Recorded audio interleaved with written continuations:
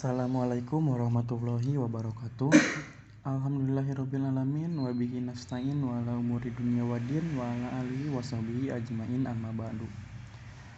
Pertama-tama yang paling utama, marilah kita panjatkan puja serta puji kepada Zat yang Maha Suci yang mana telah memberikan kepada kita beribu-ribu kenikmatan, diantaranya nikmat iman, Islam, serta nikmat kesehatan. Dengan nikmat iman dan Islam, kita bisa mengetahui atau membedakan antara yang hak dan yang batil, yang buruk dan yang baik.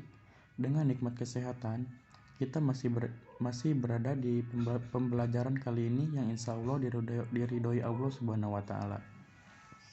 Sholawat serta salam semoga tercurah limpah kepada Habibana wa Nabiyana Kangjeng Nabi Muhammad Sallallahu Alaihi Wasallam. Supaya lebih afdolnya, mari kita buka pembelajaran kali ini dengan membacakan ta'awudz dan basmalah. A'udzubillahi minasyaitonirrajim. Bismillahirrahmanirrahim. Ya, bismillahirrahmanirrahim. Kali ini kita bahas tentang syahadat.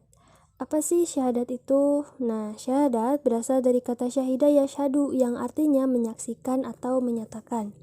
Jadi, kalimat syahadat merupakan sebuah kesaksian dan pengakuan bahwa Allah hanyalah satu-satunya yang berhak disembah dan Nabi Muhammad adalah utusan Allah. Sebagaimana firman Allah yang ada dalam surat Ali Imran ayat 18, Allah menyatakan bahwa tidak ada Tuhan selain Dia, demikian pula para malaikat yang berilmu yang menegakkan keadilan. Tidak ada Tuhan selain Dia yang maha perkasa, maha bijaksana. Nah, dalam ayat ini mengandung makna bahwa pernyataan, kesaksian, penjelasan dapat berupa ayatnya maupun perbuatannya.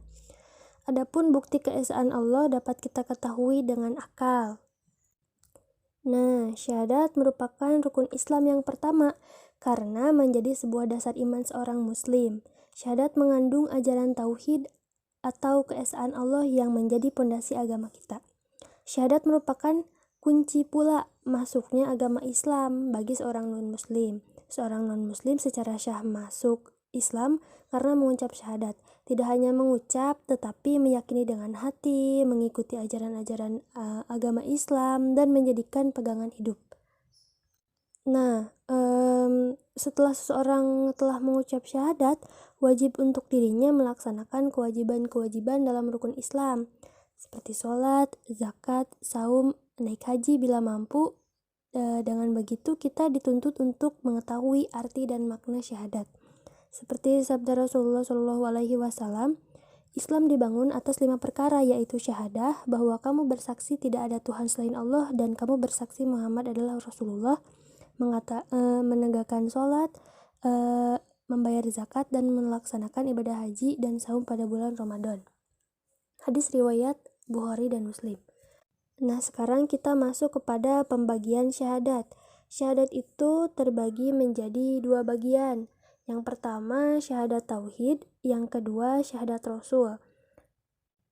Kalimat asyhadu alla ilaha illallah itu adalah syahadat tauhid. Dengan mengucap kalimat ini, seseorang muslim mengakui ketauhidannya dan keesaan Allah, dan haram bagi seseorang muslim itu menyekutukannya. Seperti firman Allah Subhanahu wa Ta'ala dalam surat Muhammad ayat 19, maka ketahuilah bahwa tidak ada Tuhan yang patut disembah selain Allah, dan mohonlah ampunan atas dosa-dosamu dan atas dosa-dosa orang mukmin, laki-laki perempuan, dan Allah mengetahui tempat usaha dan tempat tinggalmu. Nah, yang kedua syahadat rasul. Syahadat rasul itu asyhadu anna Muhammadan Rasulullah, yang berarti aku bersaksi bahwa Nabi Muhammad adalah utusan Allah. Ini adalah jenis syahadat rasul yang disandarkan kepada Nabi Muhammad dan meyakini segala ajarannya yang disampaikan oleh Nabi Muhammad, seperti meyakini hadis-hadis dan mengamalkan apa yang disunahkannya. Seperti surat Al-A'raf ayat 159 yang artinya, katakanlah Muhammad, wahai manusia, sesungguhnya aku ini utusan Allah bagimu semua. Yang memiliki kerajaan langit dan bumi, tidak ada Tuhan yang berhak disembah selain Dia yang menghidupkan dan mematikan, maka berimanlah kamu kepada Allah dan Rasul-Nya, yaitu Nabi yang ummi, yang beriman kepada Allah dan kepada kalimat-kalimatnya atau kitab-kitabnya. Ikutilah Dia agar kamu mendapat petunjuk. Kandungan syahadat ini dibagi menjadi 3, yaitu pernyataan, sumpah, dan janji. Yang pertama, pernyataan. Pernyataan adalah seseorang tentang keyakinannya terhadap apa yang ia pegang dan ia wajib untuk memperjuangkan apa yang ia pegang. Nah, di sini itu kita itu harus memperjuangkan apa yang kita pegang gitu. Dan tentang keyakinan terhadap apa yang kita pegang gitu. Contohnya, ketika umat Islam sedang berperang, kita itu jangan sampai tidak turun gitu. Kita itu harus saling membantu gitu. Yang kedua, sumpah, yaitu bersumpah dan menerima segala konsekuensi yang berlaku, mengimani dan tidak menyekutukan Allah, selalu siap dan bertanggung jawab atas semua aturan dan ajaran yang berlaku dalam Islam. Sudah kita ketahui gitu, di dalam Islam itu banyak aturannya gitu. Mulai kita tidur sampai tidur kembali gitu. Contohnya, ketika kita akan sedang makan gitu. Ketika makan gitu, banyak ada aturannya juga gitu. Yang pertama, makan menggunakan tangan kanan. Yang kedua, harus duduk gitu. Dan tidak lupa membaca doanya gitu. Nah, itu. Yang ketiga ada janji gitu.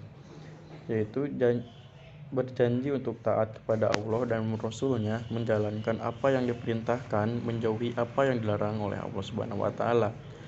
Yaitu menjalankan apa yang diperintahkan gitu. Yaitu harus menjalankan gitu di dalam umat Islam itu. Contohnya, sudah kita ketahui gitu, kalau sholat itu wajib gitu. Nah, kita itu jangan sampai terlewatkan gitu. Satu waktu pun jangan sampai gitu. Dan menjauhi apa yang dilarang oleh Allah Subhanahu wa taala. Nah, kita itu harus menjauhi larangan-larangannya juga gitu. Contohnya, sudah kita ketahui kalau daging babi itu haram gitu. Dan daging yang dari hewan yang bertaring itu haram gitu. Selanjutnya ada rukun syahadat. Rukun syahadat ini dibagi menjadi 2, yaitu nafi atau peniadaan dan isbat atau penetapan.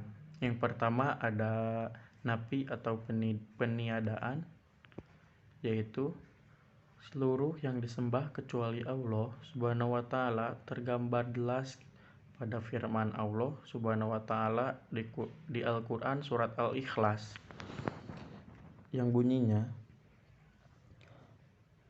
Qul huwallahu ahad, Allahus samad, lam yalid walam yulad walam yakul lahu kufuwan ahad. Yang artinya, katakanlah Muhammad, dialah Allah yang Maha Esa, Allah tempat meminta segala sesuatu. Allah tidak beranak dan tidak pula diperanakan, dan tidak ada sesuatu yang setara dengan Dia. Dialah Allah yang Maha Esa gitu. Jadi Allah itu hanya satu gitu. Tidak ada yang lain gitu. Dan tidak pula diperanakan gitu. Coba kita bayangkan gitu. Jika Allah diperanakan, ada anaknya, kalau ada anak tentu ada ibunya gitu.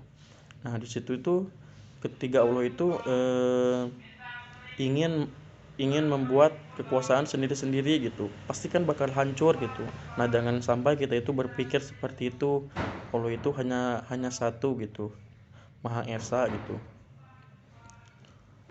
Dan Allah itu tempat minta segala sesuatu gitu. Kalau kita gitu, ketika sedang sedih gitu, ketika sedang kekurangan, mintalah kepada Allah gitu. Tidak meminta kepada selain Allah gitu, atau togut.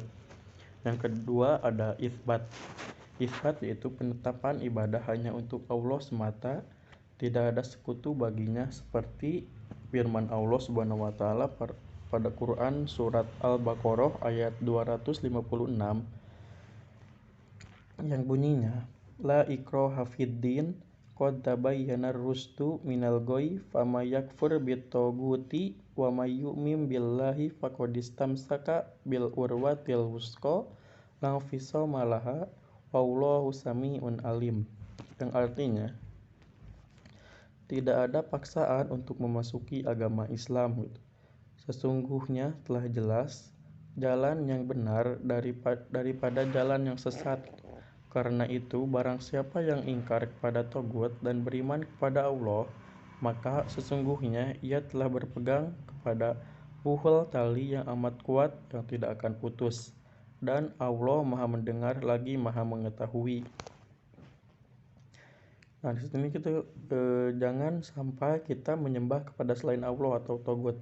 Togut itu yaitu sesembahan selain Allah, contohnya berhala ataupun apa gitu, dan yang lainnya gitu. Selanjutnya ada syarat-syarat syahadat. Secara keseluruhan, syahadat meliputi 7 syarat, yaitu 1. Ilmu. Artinya memahami maksud dan maknanya dengan ilmu atau pengetahuan, mengetahui apa yang ditetapkan dan dilarang oleh Allah dan Rasul-Nya. Orang bersaksi dengan kalimat la ilaha illallah dan memahami dengan hatinya apa yang diikrarkan oleh lisannya. Seandainya ia mengucapkannya tetapi tidak mengerti apa maknanya, maka persaksiannya itu dianggap tidak sah. Berbeda dengan orang yang tidak berpikir, yaitu seseorang yang tidak sedang dalam keadaan sadar atau gila. Yang kedua, yakin. Wajib untuk meyakini isi kandungan dan syahadat dan yakin kebenaran hanya milik Allah. Seandainya ia meragukannya, maka ia belum dikatakan beriman. Allah Subhanahu wa taala telah berfirman dalam Quran, Bismillahirrahmanirrahim, Innamal mu'minuna alladzina amanu billahi wa rasulihi tsumma lam yartabu wa jahadu bi amwalihim wa anfusihim fi sabilillah. Ulaika hum shadiqun. Sesungguhnya orang-orang yang beriman hanyalah orang-orang yang beriman kepada Allah dan Rasul-Nya, kemudian mereka tidak ragu-ragu. Quran Surat Al-Hujurat ayat 15. Jika ia ragu dalam syahadatnya, maka ia menjadi munafik. Yang ketiga, qabul atau penerimaan. Menerima konsekuensi apa yang disyariatkan dan ditaatkan hanya kepada Allah Subhanahu wa taala. Siapa yang mengucapkan syahadat namun tidak menerima dan menaatinya, maka ia musyrik kepada Allah. Yang keempat, inqiyad atau patuh. Wajib untuk kita patuh kepada Allah dan Rasul-Nya. Kelima, ikhlas, yaitu beribadah dengan hati yang tulus, dengan niat yang bersih, tanpa paksaan atau sebab lain. Berniat ibadah hanya karena Allah Subhanahu wa taala semata.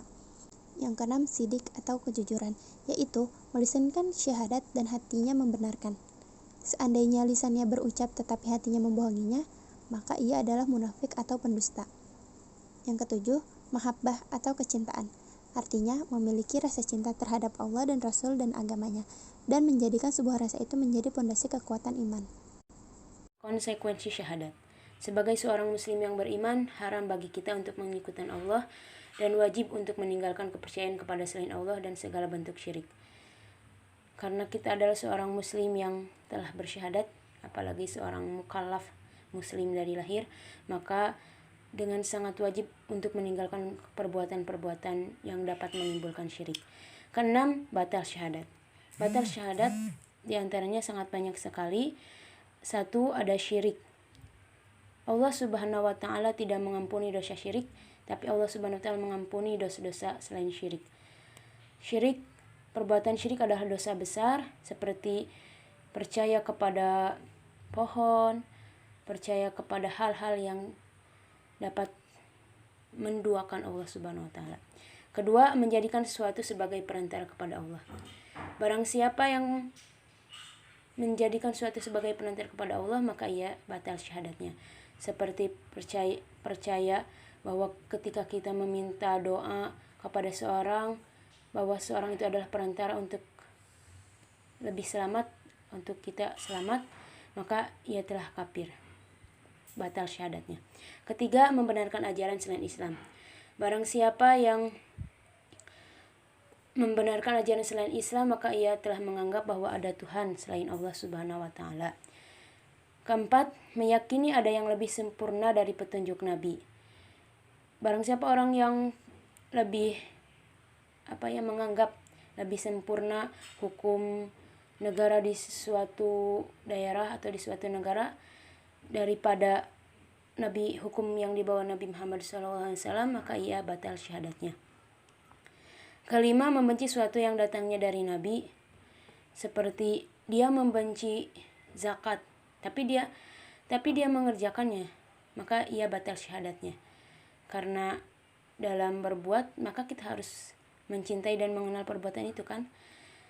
Yang keenam, mengolok-ngolok sesuatu yang datangnya dari Allah dan Rasul-Nya. Ketujuh, mengutamakan orang kafir dan musyrik daripada seorang muslim. Mungkin sekian yang dapat kelompok kami sampaikan. Mohon maaf bila ada penjelasan yang kurang jelas atau banyak kesalahan.